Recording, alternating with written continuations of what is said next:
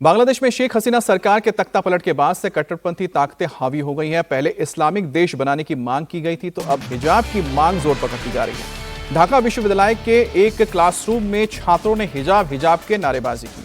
अब ढाका विश्वविद्यालय के अंदर ही ये हिजाब अनिवार्य करने की मांग रखी जा रही है। इस दौरान छात्राएं भी हिजाब के समर्थन में नारेबाजी करती दिखी।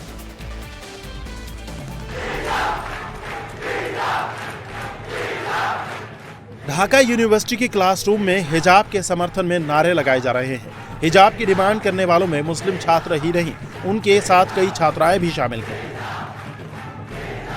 क्लासरूम की आगे की बेंच पर बैठे छात्र खड़े होकर हिजाब के समर्थन में नारेबाजी कर रहे हैं, तो पीछे की बेंच पर बैठी छात्राएं भी हिजाब के नारे लगा रही हैं। बांग्लादेश की ढाका यूनिवर्सिटी का ये वीडियो वायरल है और बता रहा है कि डेमोक्रेसी को बाय बाय कह चुका बांग्लादेश अब तालिबान की राह पर है, क्योंकि हिजाब और बुर्का से पहले बांग्लादेश के कट्टरपंथी नेता शरिया कानून लाने की मांग कर चुके हैं। बांग्लादेश में पिछले साल तख्ता पलट के बाद से हालात खराब होते जा रहे हैं। हिंसक आंदोलन के दम पर एक चुनी हुई सरकार का तख्ता पलट करने वाली भीड़ अब बांग्लादेश को इस्लामिक राष्ट्र बनाने की राह पर चल चुकी है और हिजाब की डिमांड उसी की राह में एक कदम है।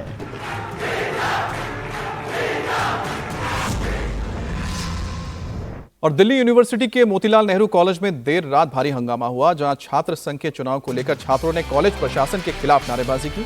कॉलेज प्रिंसिपल की गाड़ी के सामने विरोध जताया गया, जिसके बाद छात्रों और पुलिस के बीच हल्की झड़प भी देखने को मिली।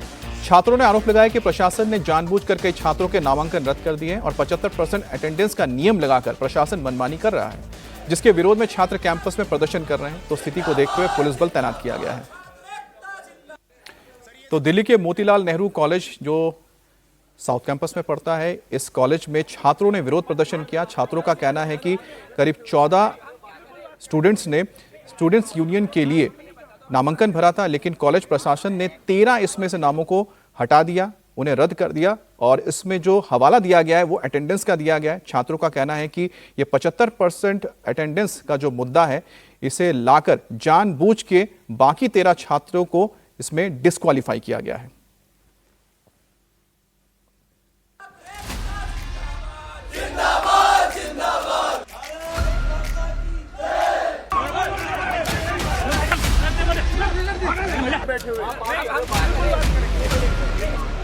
दिल्ली यूनिवर्सिटी की कॉलेज में एक बार फिर हंगामा हुआ। कैंपस में कॉलेज प्रशासन के खिलाफ नारेबाजी की गई और पुलिस पर मारपीट के गंभीर आरोप लगे। धक्का मुक्की करी गई, तरीके न करी गई। दिल्ली पुलिस ने करी, प्रिंसिपल ने करवाई है हमारे साथ धक्का मुक्की लड़कियों के साथ। ना वहाँ लड़की कोई, आप भी तो? हाँ, मैं भी ये भी थी वहीं। कोई कांस्टेबल नहीं था, लेडीज कांस्टेबल? लेडीज कांस्टेबल कोई नहीं था। एक तरफ पुलिस वाले हैं तो दूसरी ओर छात्र। दिल्ली पुलिस। एक तरफ प्रिंसिपल साहब गाड़ी में बैठे हैं तो दूसरी तरफ सड़कों पर छात्र बैठे हैं। हंगामा छात्र संघ चुनाव को लेकर बढ़ा।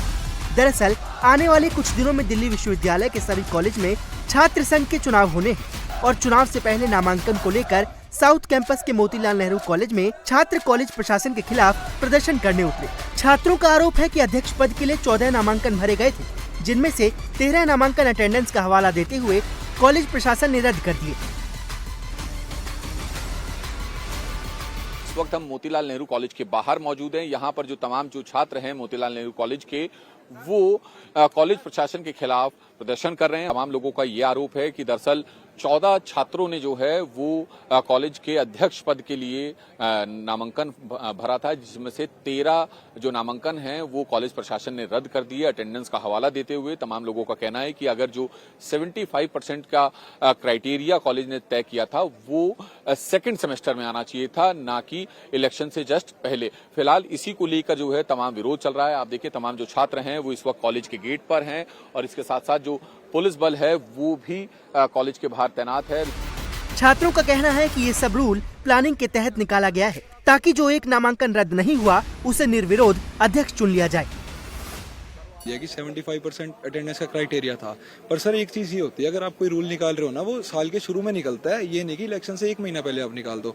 अब मैंने हमारे कॉलेज को वॉलीबॉल के गेम में रिप्रेजेंट किया था, मुझे स्पोर्ट्स से भी अटेंडेंस मिलती है, और अगर उस स्पोर्ट्स की अटेंडेंस को कंसीडर करें तो मेरी अटेंडेंस पूरी हो जाती है, पर फिर भी हमें कंसीडर नहीं किया गया। कॉलेज वाले 2 दिन पहले रूल निकाल रहे हैं और एक ऐसे इंसान को कॉलेज में प्रेसिडेंट की सीट दे रहे हैं जो कॉलेज आया नहीं, पिछले 1 महीने से कॉलेज आ नहीं रहा, बिना किसी मेहनत के वो यूनियन की सीट के ऊपर बैठ रहा है। क्या स्टूडेंट की प्रॉब्लम्स को सोल्व करेगा? हम अब ये 2 महीने पहले ही आई है 75% की, कि अब आप 75% अटेंडेंस दो, अब वो कहाँ से दे? बच्चे जो एक्स्ट्रा करिकुलर में हैं, जो बच्चे यूपीएससी में कर रहे हैं, जिन बच्चों का थोड़ा सा इंटरेस्ट अलग हो जाता है कि हाँ हमें पॉलिटिक्स में भी जाना है, तो वो बच्चे कहाँ जाएंगे कंटेस्ट करने इलेक्शंस? हालांकि मामले में कॉलेज की तरफ से कोई भी सामने नहीं आया है, लेकिन बताया जा रहा है कि चुनाव वही छात्र लड़ सकता है जिसकी अटेंडेंस 75% या उससे ज्यादा होगी। लेकिन छात्रों का आरोप है कि नियमों की अनदेखी करते हुए कॉलेज प्रशासन ने नामांकन रद्द किए हैं और विरोध करने पर छात्रों को मारा पीटा गया। दिल्ली पुलिस जब तक लेडी कांस्टेबल यहाँ पे नहीं आई, लड़कियों को कैसे बना दिया? लड़की को धक्के देखो भाई, यहाँ पे पूरी भीड़ है, लड़की के थप्पड़ मारा। यहाँ बाहर पुलिस वाले, कॉलेज इलेक्शन में पुलिस वाले क्या काम? हम स्टूडेंट्स को घसीट के मारा। नामांकन रद्द करने के विरोध में मोतीलाल नेहरू कॉलेज के छात्र कॉलेज परिसर में प्रदर्शन कर रहे हैं। हालांकि हंगामे को देखते हुए दिल्ली पुलिस कॉलेज के बाहर तैनात है और छात्र अपनी मांगों को लेकर अड़े हुए हैं। कांग्रेस नेता राहुल गांधी अपने निर्वाचन क्षेत्र रायबरेली के दौरे पर हैं, जहां उनके दौरे का आज दूसरा दिन है। आज राहुल जनप्रतिनिधियों और सामाजिक संगठन के प्रतिनिधियों से मुलाकात करेंगे, जिसके बाद कलेक्ट्रेट स्थित बचत भवन में आयोजित एक बैठक में हिस्सा लेंगे और फिर दिल्ली के लिए रवाना हो जाएंगे। वहीं आज भी बीजेपी राहुल के दौरे के विरोध में प्रोटेस्ट कर सकती है। इससे पहले कल यूपी सरकार में मंत्री दिनेश प्रताप सिंह के नेतृत्व में बीजेपी कार्यकर्ताओं ने राहुल के दौरे का विरोध किया, लेकिन इस दौरान पुलिस ने राहुल का रूट डाइवर्ट कर दिया, जिससे बीजेपी के कार्यकर्ता नाराज हो गए और दिनेश प्रताप सिंह ने बीजेपी अध्यक्ष जेपी नड्डा और यूपी बीजेपी अध्यक्ष भूपेंद्र चौधरी को चिट्ठी लिखकर पुलिस ऑफिसर्स के खिलाफ एक्शन लेने की मांग की है। दिनेश प्रताप सिंह ने पुलिस द्वारा बीजेपी कार्यकर्ताओं के साथ मारपीट का आरोप लगाया है और मामले में सख्त एक्शन लेने की मांग की है। तो बीजेपी आज भी राहुल गांधी के रायबरेली दौरे को लेकर प्रोटेस्ट करेगी। कल भी प्रोटेस्ट के लिए बीजेपी कार्यकर्ता पहुंचे थे, लेकिन राहुल गांधी का रूट डाइवर्ट कर दिया गया था। आज राहुल गांधी का दूसरा दिन है रायबरेली के दौरे का।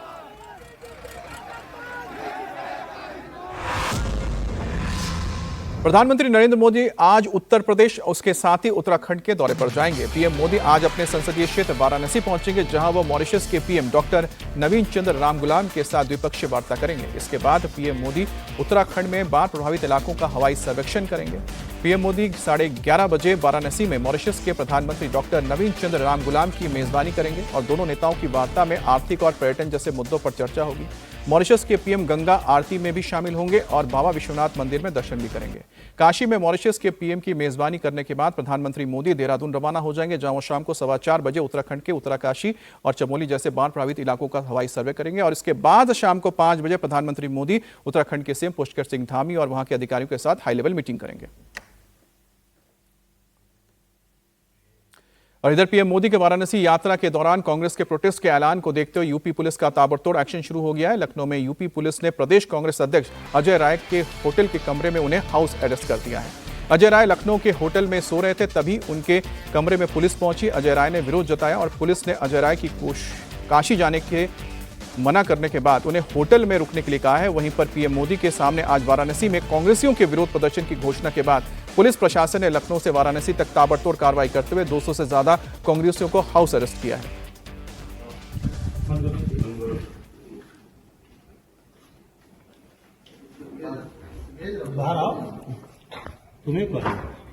तो यहां पर तस्वीरें आप देख रहे हैं, अजय राय को हाउस अरेस्ट किया गया। अजय राय कांग्रेस के नेता हैं, प्रदेश अध्यक्ष हैं और क्योंकि वो प्रधानमंत्री मोदी के दौरे को लेकर विरोध जताना चाह रहे थे, प्रोटेस्ट करना चाह रहे थे, जिसके बाद आज के प्रधानमंत्री मोदी के दौरे को देखते हुए अजय राय को उन्हीं के होटल के कमरे में हाउस अरेस्ट किया गया है।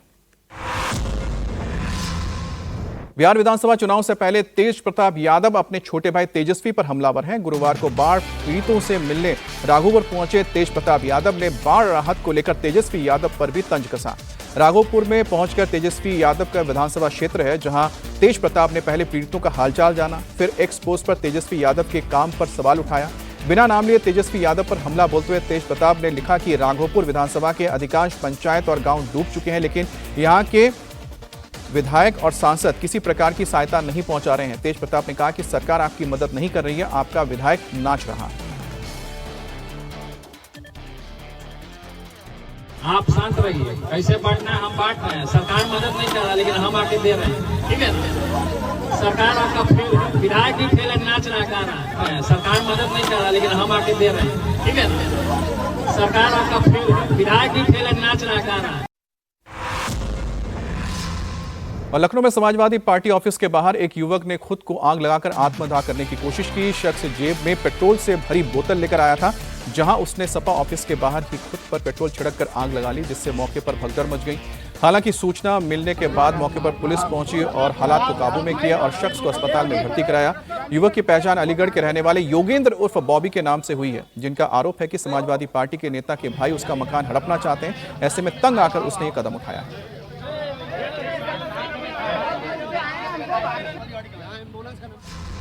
और ट्रैफिक पुलिस वालों से बचने के चक्कर में अगर आप भी भागने की कोशिश करते हैं तो थोड़ा समझ जाइए, क्योंकि आपकी एक गलती किसी की भी जान पर भारी पड़ सकती है, जैसे मध्य प्रदेश के ग्वालियर में देखने को मिला। कार के परखच्चे उड़ गए हैं। पुलिसकर्मी खून से लथपथ पड़ा है और भीड़ इस लाल टी शर्ट वाले शख्स को घेरे खड़ी है। भीड़ इस कदर उग्र है कि पुलिस वालों की मौजूदगी में कोई युवक पर थप्पड़ बरसा रहा है तो कोई लात घूंसे, कोई कुछ सुनने को तैयार नहीं है। इस महिला को देखिए जो युवक को कॉलर से खींचकर मारती हुई ले जा रही है और पुलिस वाले पीछे पीछे चल रहे हैं। लेकिन ऐसा क्या हुआ है जो लोग इस कदर भड़के हुए हैं? इसकी वजह है ये वीडियो। सीसीटीवी में कार के बोनट पर पुलिसकर्मी है और कार चालक गाड़ी रोकने के बजाय उसे फुल स्पीड में दौड़ा रहा है।